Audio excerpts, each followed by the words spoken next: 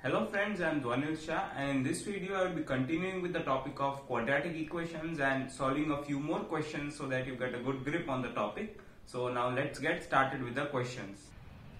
So let's start with the first question. In this question we are said that alpha and beta are the roots of this given equation, x square minus 2x plus 3 equal to 0, and what we are required to find is the equation whose roots are alpha cube minus 3 alpha square plus 5 alpha minus 2 and beta cube minus beta square plus beta plus 5. So the first method that you think of is finding alpha and beta from of this equation. So let's start. So the method we would be using is the quadratic formula. So for a general equation ax square plus bx plus c equal to 0, we know that the value of x would be minus b plus minus root of b squared minus 4ac by 2a. So comparing this equation with the general formula, so you would get a is equals to 1, b is equals to minus 2 and c is equals to 3. So the value of x would be minus b, that is 2, plus minus root of b squared is 4 minus 4ac by 2a. So which would equal 2 plus minus, this would be 4 minus 12, which is minus 8. So minus 8 by 2. And as a negative square root is there, so iota would be introduced. So it would be 2 plus minus square root of 8 is 2 root 2 times iota by 2. So x comes out to be 1 plus minus root 2 iota. But now what we are required to find is the cube of alpha, then the square, and similarly for beta we are required to find the cube and the square. So it would be very difficult to find the cube and square of these terms. So the other method would be, as alpha and beta are the roots of this equation, so they should satisfy it. So let's try it out. So alpha square minus 2 alpha plus 3 is equal to 0, and similarly beta square minus 2 beta plus 3 is equal to 0. Now see this expression. What we need is alpha cube. So multiply this equation by alpha on both sides. So it would give us alpha cube minus 2 alpha squared plus 3 alpha is equal to 0. So we got the first term. Now what we require is minus 3 alpha square, and what we have is minus 2 alpha square. So adding minus alpha square on both sides would give us alpha cube minus 3 alpha square plus 3 alpha is equal to minus alpha square. So we got the first two terms. Now what we require is 5 alpha. So adding 2 alpha on both sides. So adding 2 alpha on both sides would give us alpha cube minus 3 alpha square plus 5 alpha is equal to minus alpha square plus 2 alpha. So we got the first three terms. Now what we require is minus 2. So subtracting 2 from both sides would give us alpha cube minus 3 alpha square plus 5 alpha minus 2 is equal to minus alpha square plus 2 alpha minus 2. So now we got the expression what we require. Now all we need to do is simplify the right hand side. So taking the minus sign common would give us alpha square minus 2 alpha plus 2. So now what we need here is alpha square minus 2. So we can see here that alpha square minus 2 is equal to minus 3. So substituting it here, so minus 3 plus 2. So this is minus 1, and a minus in front would give us plus 1. So this is the value of the first expression. Now for the second expression, beta cube minus beta square plus beta plus 5. So here also what we need is cube of beta. So multiplying this equation by beta, so would give us beta cube minus 2 beta square plus 3 beta is equal to 0. So we got the first term. Now what we need is minus beta square. So adding beta square on both sides. So this would be beta cube minus beta squared plus 3 beta is equal to beta squared. So we got the first two terms. Now what we require is plus beta. So subtracting 2 beta from both sides would give us beta cube minus beta square plus 3 beta minus 2 beta is beta is equal to beta squared minus 2 beta. So we got the first three terms of this expression. Now what we require is the constant plus 5. So adding plus 5 on both sides would give us beta cube minus beta square plus beta plus 5 is equal to beta square minus 2 beta plus 5. So we got the expression on the what we required on the left hand side. All we need to do is simplify the right hand side. So now we can see that beta square minus 2 beta is what we need. So beta square minus 2 beta equals minus 3. So substituting it here would give us minus 3 plus 5, which equals 2. So we got the value of the two expressions. The value of the first expression is 1 and that of the second is 2. So now what all we need to do is find the equation whose roots are 1 and 2. So we now know that an equation is written as x squared minus the sum of its roots, times x plus the product of roots is equal to 0.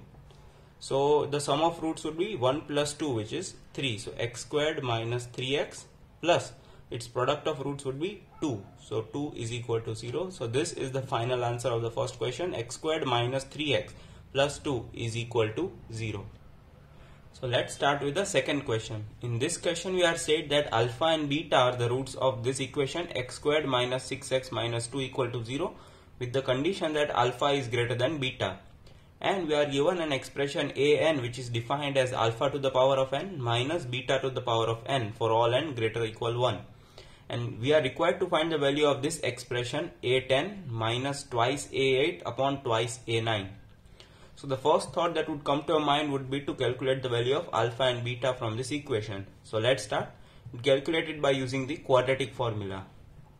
So here x would come out to be minus b, which is 6 plus minus root of b squared would be 36 minus 4ac by twice a. So this would be 6 plus minus, this would be 36 plus 8, which is 44 by 2. Now as alpha is greater than beta, so alpha would be 6 plus root 44 by 2 and beta would be 6 minus root 44 by 2. So now let's see what would be a10. So a10 would be here alpha to the power 10 minus beta to the power of 10. So alpha to the power 10 minus beta to the power 10. But it is surely very difficult to calculate, not possible either, to calculate the value of alpha to the power of 10 and beta to the power of 10. So this method would not be possible.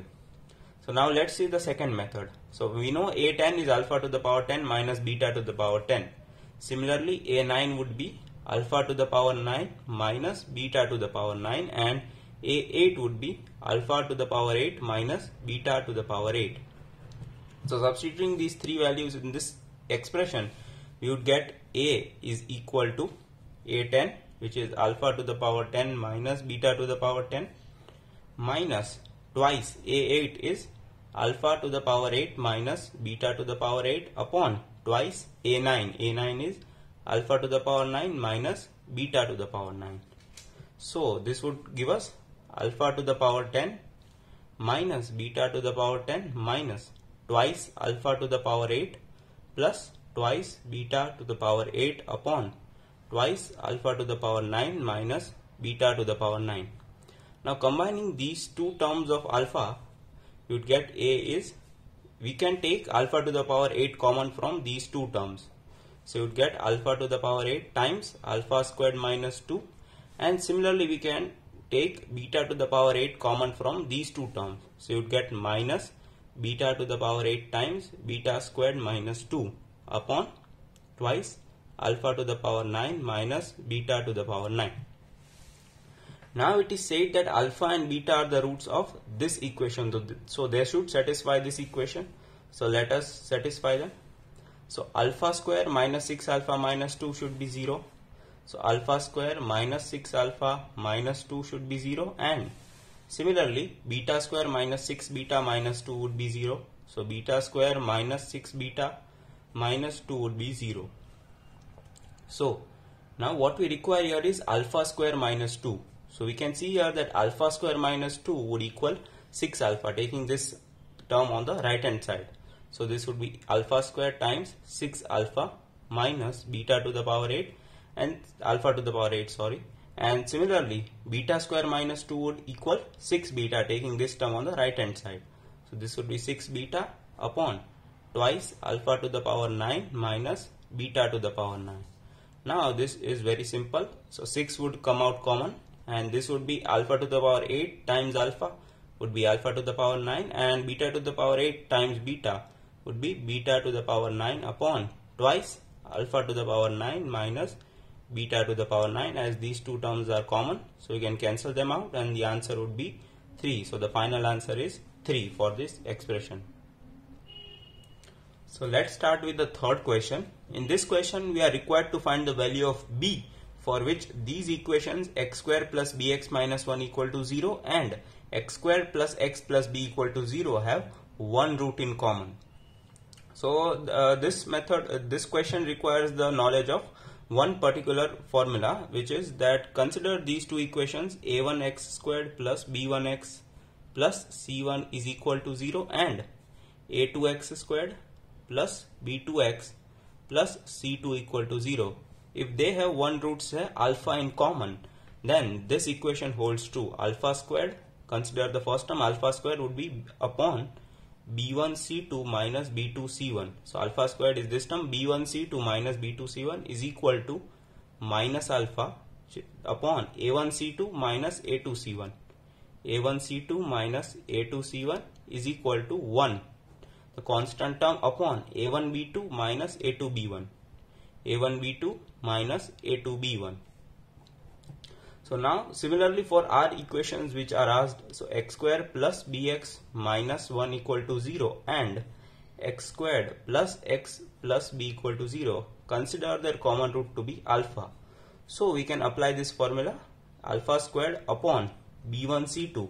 So alpha squared, so b1 is b here and c2 is also b, so it would be b squared minus b2 c1, b2 is 1 over here and c1 is minus 1, is equal to minus alpha upon a1 is 1 times c2 is b minus a2 is 1 and c1 is minus 1 is equal to 1 upon a1 b2. So a1 is 1 and b2 is 1, so the product would be 1 minus a2 b1. So a2 is 1 and b1 is b, so it would be b. Simplifying it, alpha squared upon b squared plus 1 is equal to minus alpha upon b plus 1 is equal to 1 upon 1 minus b. So now first consider these two terms. So from here we find the value of alpha as b plus 1 upon b minus 1. And now similarly consider these two terms, the first and the third term. We find the value of alpha square as b squared plus 1 upon 1 minus b. Now we know the value of alpha, so substituting the value of alpha over here, we get alpha squared is b plus 1 upon b plus 1 the whole squared upon b minus 1 the whole squared, or 1 minus b, it does not matter as it is whole squared, is equal to b squared plus 1 upon 1 minus b. So cancelling this term, we would get b plus 1 the whole squared is equal to 1 minus b times b squared plus 1. So what we get is, this would be b squared plus 1 plus 2b is equal to b squared plus 1 minus b cube minus b. So cancelling the common terms, this would be b square is cancelled, 1 is cancelled, what we are remaining is b to b is minus b cube minus b. So which would give us 3b is equal to minus b cube.